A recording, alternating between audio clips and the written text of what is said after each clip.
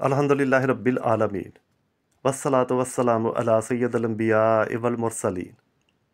बिस्मिल्लाहिर रहमानिर रहीम। मर्द अपनी जिनसी ज़रूरियात हलाल तरीके से पूरी करे। चंद गौर तलब बातें गौर व फिक्र ज़रूर कीजिएगा।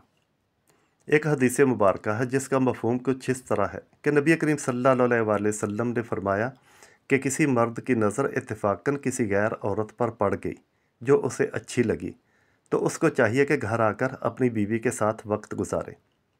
अल्लाहु अकबर। जो कुछ बाहर वाली औरत के पास है वही घर में बीवी के पास है, लिहाजा फिर अल्लाह के हुक्मों की नाफरमानी करने की ज़रूरत ही क्या है। मर्द की जिनसी ज़रूरत के लिए अल्लाह ताला ने औरत बना दी, औरत के लिए मर्द बना दिया। हलाल तरीक़ों से अपनी ज़रूरतों को पूरा कर लें और हराम की तरफ ना जाएं। ये बात जहन में रखें कि शैतान गुनाह करवाने के लिए चीज़ों को मज़य्यन करके पेश करता है। इसीलिए हमने देखा कि घर में चांद जैसी बीवी इंतज़ार में बैठी होती है और बाहर की बेहुदा किस्म की शक्ल वाली लड़की की तरफ खामिद लालची नज़रों के साथ देख रहा होता है। ये फ़क्त शैतानियत है, इसका किसी और से कोई तल्लुक़ नहीं।